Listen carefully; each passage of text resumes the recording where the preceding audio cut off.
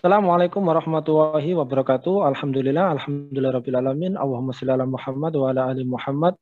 Pemirsa Khilafah News dimanapun Anda berada, salam jumpa kembali bersama dengan saya Aziz Rahman di program Kabar Petang edisi Selasa 31 Mei 2022.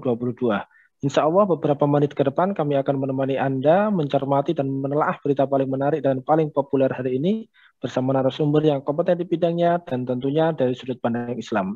Baiklah pemirsa, inilah Kabar Petang selengkapnya.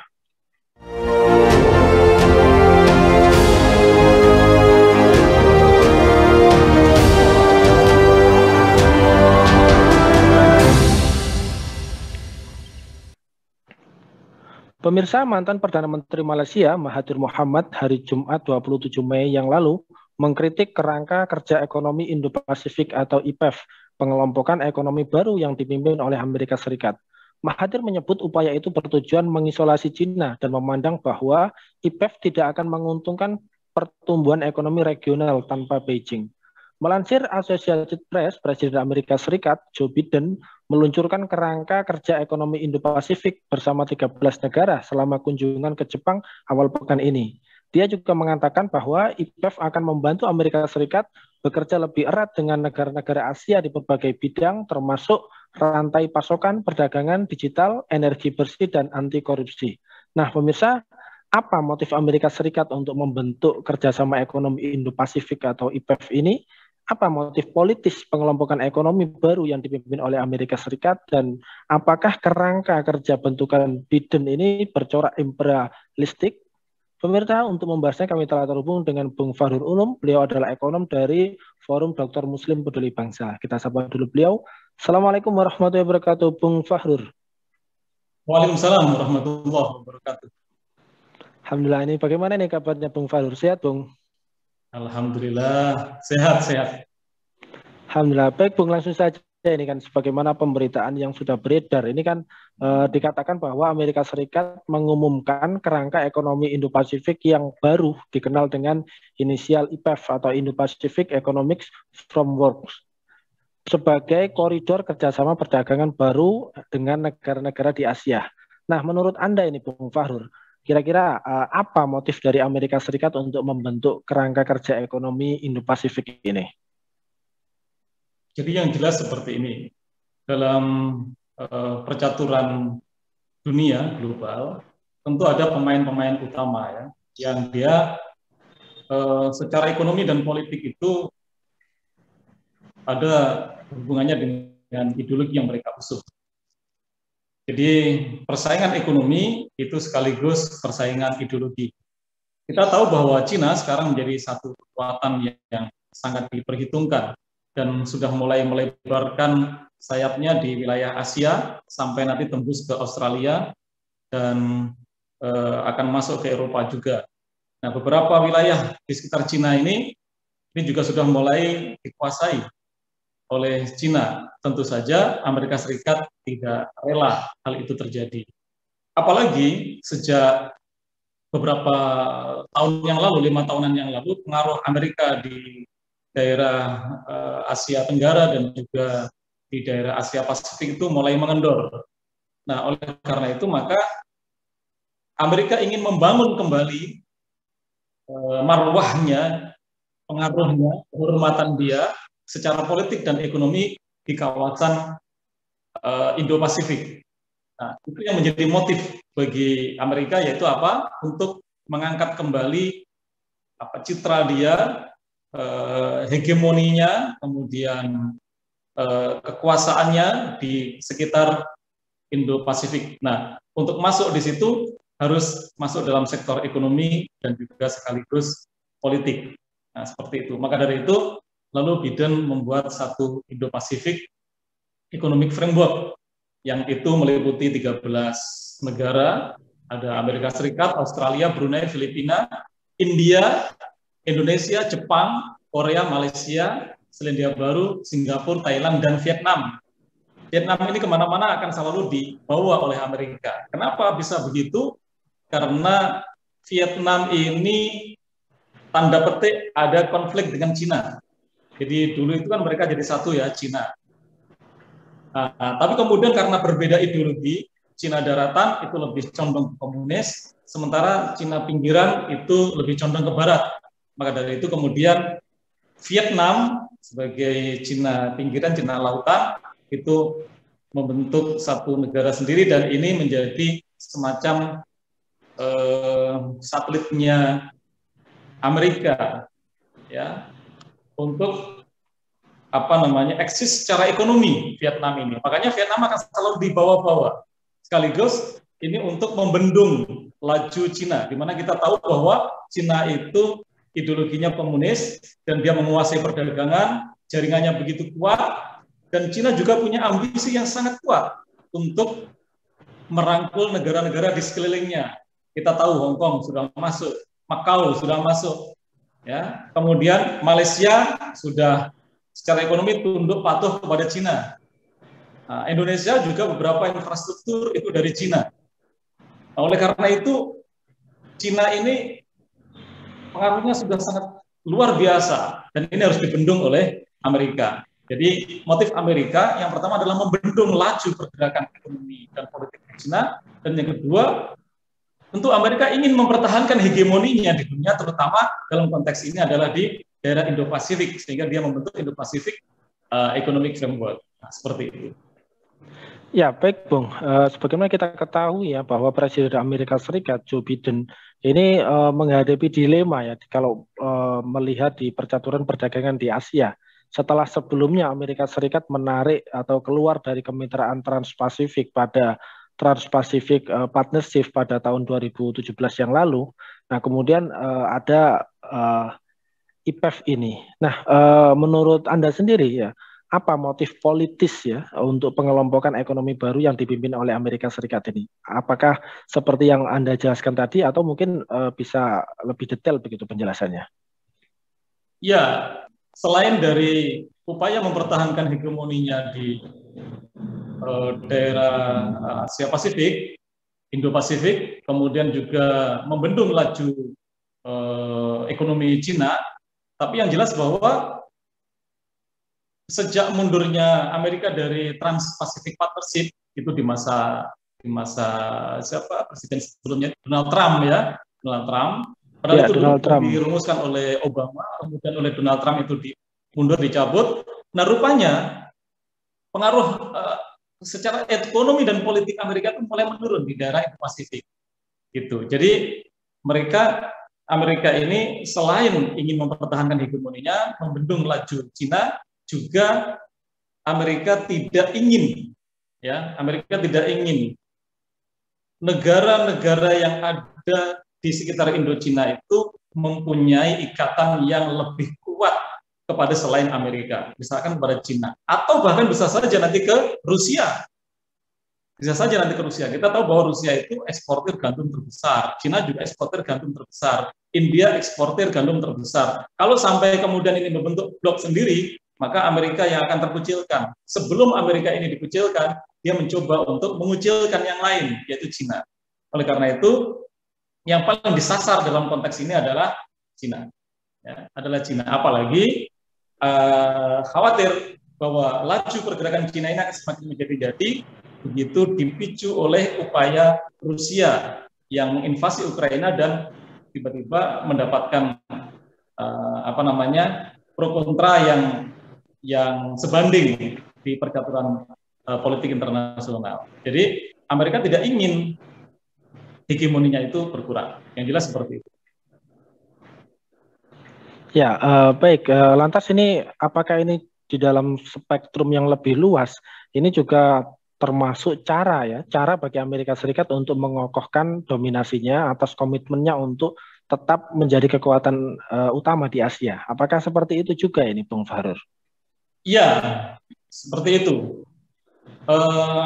Upaya yang dilakukan oleh Amerika ini ada dua tujuan. Yang pertama adalah untuk keperluan luar negeri, politik luar negeri dia sebagai polisi dunia, sebagai penguasa dunia. Ya. Yang kedua, sebenarnya ada kepentingan dalam negeri Amerika itu sendiri. Ya. Kita tahu bahwa di Amerika pada era-era menjelang COVID dan pasca COVID kemarin itu mengalami inflasi yang luar biasa di Amerika. Kita tahu. harga-harga di Amerika melambung tinggi. Ya. Terus kemudian juga pengangguran di Amerika meningkat. Kemudian juga investasi di Amerika lesu. Ya. Nah, berarti Amerika sendiri sedang menghadapi satu persoalan ekonomi dalam negeri yang cukup rumit. Ya. Nah, itu setelah dilihat oleh Biden, ternyata memang pasar di Indo-Pasifik itu berkurang atau tidak ada. Itulah kenapa sebenarnya pembukaan Indo-Pasifik Economic Framework itu selain ingin mempertahankan hegemoninya di luar negeri, di daerah sini, kemudian juga membendung laju Cina, juga kemudian membendung laju Rusia, ternyata Amerika juga dalam rangka mencari pasar, mencari investasi, dan menyelesaikan persoalan inflasi dalam negeri yang berlarut-larut. Makanya nggak heran, Biden yang dinukil oleh Gedung Putih mengatakan bahwa kerangka kerja di dalam Indo-Pacific Economic Framework ini akan mewujudkan ekonomi yang lebih tangguh, kata dia. Ekonomi yang lebih adil, kata dia. Ekonomi yang lebih bersih. Bagi siapa? Bagi para keluarga, pekerja, kalangan pebisnis di Amerika Serikat dan kawasan Indo-Pasifik. Bayangkan ada kata-kata akan mewujudkan ekonomi yang lebih tangguh, yang lebih adil, yang lebih bersih. Bagi siapa? Bagi para keluarga, bagi para pekerja, bagi para kalangan pebisnis Amerika dan kalangan pebisnis di kawasan Indo-Pasifik. Itu artinya apa? Sebenarnya Amerika itu juga sedang menghadapi satu persoalan yang dalam negeri, persoalan ekonomi dalam negeri yang mencoba untuk diselesaikan. Dia katakan bahwa ekonomi keluarga Amerika dan keluarga kawasan Indo-Pasifik yang lebih tangguh itu yang bagaimana? Yang lebih tangguh di situ maksudnya adalah ekonomi digital, rantai pasokan maksud saya ya. Rantai pasokan secara jangka panjang itu aman. Selama ini rantai pasokan untuk ekonomi di Amerika itu relatif agak rentan. Karena apa? Karena dia kekurangan pasar, terutama pasar di Indo-Pasifik. Kalau kemudian pasar di Indo-Pasifik ini bisa dibuka kembali dan kemudian diatur sedemikian rupa oleh Amerika Serikat, maka ekonomi Amerika juga akan tangguh karena rantai pasokan dalam jangka panjang terpenuhi. Nah, gitu. Kemudian juga dia katakan bahwa ingin ekonomi yang lebih bersih. Maksudnya bersih bagaimana? Korupsi di wilayah itu dihilangkan. Kalau korupsi itu dihilangkan, otomatis kan bisnis yang dilakukan oleh Amerika itu juga semakin lancar investasinya. Nah, dia bisa investasi itu juga akan meningkatkan ekonomi dia juga. Gitu. Dia katakan juga ekonomi terhubung. Ekonomi terhubung itu apa? Ekonomi digital. Kita tahu bahwa wilayah Asia atau Indo-Pasifik ini digitalnya mulai berkembang dengan bagus. Ya, mulai berkembang dengan sangat bagus. Kita tahu bahwa Vietnam itu merupakan produsen chip komputer yang termasuk besar di dunia ini, Vietnam. Nah, ini semua ini dipertahankan oleh Amerika, ya, oleh Amerika. Nah, jadi Amerika ini sebenarnya juga menghadapi satu persoalan dalam negeri dan persoalan luar negeri, dan ini merupakan pembukaan pasar bagi Amerika untuk menyelesaikan problem. Ya, baik Bung, kembali lagi ke IPEF atau Indo-Pacific Economic Framework. Ini sebagaimana di dalam pemberitaan sendiri, ini kan secara resmi Indonesia atau negeri kita tercinta ini masuk atau bergabung dengan 13 negara di kawasan Indo-Pasifik untuk menjadi satu forum ya di dalam IPEF. Nah, Anda melihatnya sendiri seperti apa? Apakah IPEF ini nantinya bisa memberi manfaat bagi Indonesia atau malah sebaliknya? Mohon penjelasan ini, Bung Fahrur. Begini, kalau secara normatif sih, secara normatif kemarin Menteri Perdagangan mengatakan bahwa menyambut baik upaya Indo-Pacific Economic Framework ini dengan beberapa catatan-catatan normatif, antara lain misalkan ini harus inklusif, tidak eksklusif. Ya, harus inklusif. Semua negara itu bisa masuk. Ya kalau namanya saja Indo-Pacific Economic Framework dan itu inklusif, itu berarti Cina boleh masuk. Ya, atau mungkin Papua Nugini boleh masuk, atau beberapa negara yang lain boleh masuk. Tetapi rupanya Cina akan sangat susah untuk masuk. Bahkan Cina menyentil persoalan IPEF ini dengan mengatakan bahwa semua kerjasama di sebuah kawasan pasti akan mengarah kepada klik eksklusif, tidak inklusif, dan itu akan menciptakan ketegangan-ketegangan baru di kawasan tersebut. Ini artinya Cina mengancam. Ini artinya Cina mengancam. Kemudian statement dari Menteri Perdagangan kemarin mengatakan bahwa ini nanti harus adil, semua harus bisa berperan. Nah, peran yang paling banyak menurut saya masih perannya Amerika. Satu, konsep masih dari Amerika.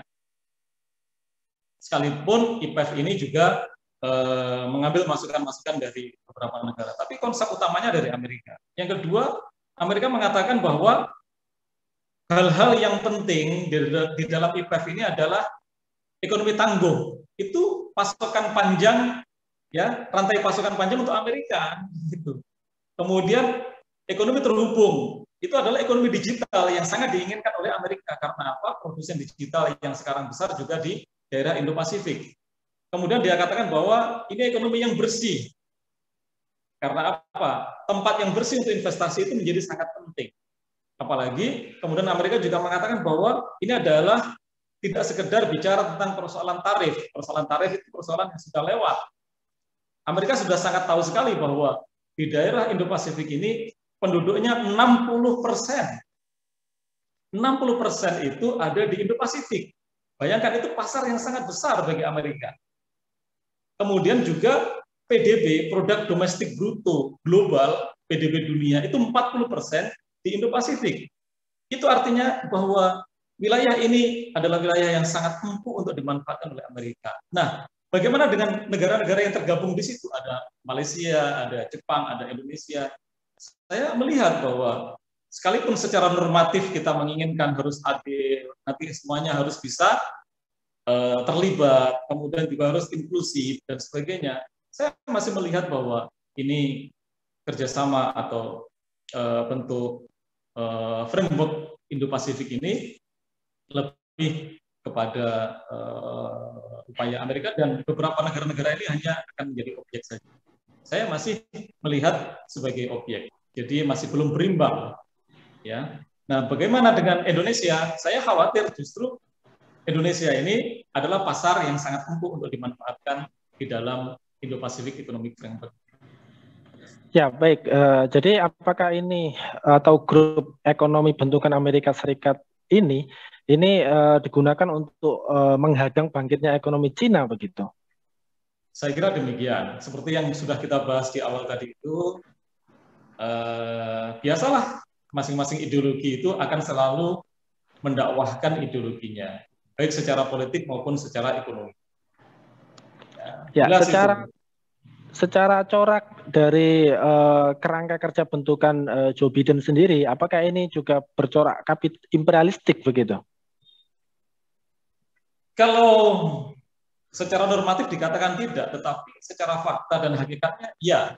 Coba kita lihat prioritas utama dari upaya IPEF atau Indo-Pacific Economic Framework ini kan sebenarnya adalah mengatasi inflasi yang ada di Amerika. Nah, negara-negara besar yang mencoba untuk mengatasi persoalan dalam negeri itu biasanya akan cenderung memanfaatkan pasar di luar negeri. Nah, pasar di luar negeri itu tidak bisa tidak harus dengan melakukan upaya-upaya imperialistik. Bahasa kasarnya itu penjajahan imperialistik dengan berbagai cara. Kalau dulu caranya kasar kan, zaman Belanda, zaman Portugis, dulu caranya kasar, masuk ke wilayah, kemudian orang disuruh kerja paksa, hasilnya diambil, diangkut ke negara asal. Kalau sekarang enggak, sekarang main peraturan, membentuk sebuah grup, membentuk sebuah kelompok kawasan, kemudian di situ membuat sebuah peraturan, dan kemudian di situ ada upaya-upaya imperialistik untuk mengeruk berbagai manfaat yang ada di wilayah kawasan tersebut. Apalagi kita tahu bahwa Amerika sekarang sedang menghadapi persoalan inflasi yang luar biasa. Apalagi kemarin dihantam dengan krisis Ukraina yang diserang oleh Rusia. Jadi di Amerika itu sekarang pajak lagi tinggi, pengangguran lagi naik, investasi lagi turun. Satu-satunya cara adalah dengan membuka pasar di satu wilayah, dan yang jadi sasaran adalah Indo-Pasifik Nah, dengan demikian nanti kalau pasar ini bisa terbuka, investasi itu bisa masuk, berarti akan bisa mengurangi inflasi yang ada di Amerika. Kalau kemudian investasi di Indo-Pasifik ini masuk, akan menambah tenaga kerja yang ada di Amerika. Kalau investasi di Indo-Pasifik ini masuk, maka nanti akan melancarkan rantai pasokan dalam jangka panjang semua industri-industri di Amerika. Kita tahu bahwa investasi itu kan pada tahun 2021 saja itu sudah mencapai kenaikan 2 kali lipat dalam beberapa tahun kemarin di Amerika itu. Jadi sekarang itu investasinya sudah 969 miliar US dollar. Kalau dirupiahkan itu sudah 14,21 kuadriliun, bukan triliun, kuadriliun ya rupiah. Itu artinya bahwa investasi itu yang dilakukan oleh Amerika akan terus-menerus dilakukan dalam rangka apa? Dalam rangka untuk menyelesaikan problem dalam negeri dia. Berarti ini gaya-gaya imperialistik, memanfaatkan sebuah blok kawasan. Ya, terakhir Bung, lantas jika kondisinya memang seperti itu, kan kita sendiri ya, timpangan ya, ada di dekat kita ada BRI dari Cina, terus kemudian ini yang terbaru ada IPEF dari Amerika. Ya, bagaimana seharusnya sikap Indonesia atas keberadaan IPEF dan juga BRI ini? Ini agak susah karena kita ini negara pengekspor. Ya, secara ekonomi masih sangat tergantung dengan negara-negara besar. Biasanya negara-negara kecil, negara-negara pengekspor, baik secara ideologi ataupun secara ekonomi itu pengekspor, akan cenderung mengekspor negara-negara besar. Ketika Cina itu punya BRI, kemudian Amerika punya IPEF, mau tidak mau akan selalu mengekspor. Ya. Nah, agar tidak mengekor, ya maka ekonomi itu harus mandiri lebih dulu. Tetapi ini akan sangat berat. Jadi kalau bicara tentang Indonesia, saya kira masih akan menjadi pengikut kelasnya, ya levelnya masih menjadi pengikut dari apa-apa yang ditawarkan oleh negara-negara besar semacam China ataupun Amerika.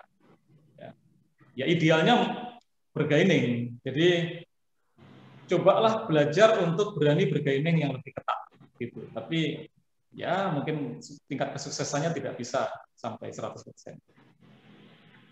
Ya, jadi Indonesia harus mandiri begitu ya kalau ingin menyaingi Amerika dan Cina begitu. Mestinya. Ya, baik. Terima kasih Bung Fadrur. Ini Masya Allah penjelasan yang luar biasa. Ini terima kasih atas kehadirannya di Kabar Petang pada edisi kali ini. Insya Allah nanti kita ketemu lagi di lain waktu dan juga di lain kesempatan. Assalamualaikum warahmatullahi wabarakatuh, Bung Fadrur Urum. Baik pemirsa, demikianlah Kabar Petang pada edisi kali ini. Semoga Anda mendapatkan banyak manfaat dari acara kami. Jangan lupa saksikan kami besok di jam dan channel yang sama. Dan jangan lupa juga like, comment, share, subscribe, serta klik tekan tombol loncengnya agar tidak ketinggalan update terbaru dari Khilafah News. Karena hanya di sinilah Anda akan mendapatkan informasi aktual, terpopuler, dan tentunya dari sudut pandang Islam. Akhirnya saya Aziz Rahman beserta seluruh kru yang bertugas undur diri. Wassalamualaikum warahmatullahi wabarakatuh.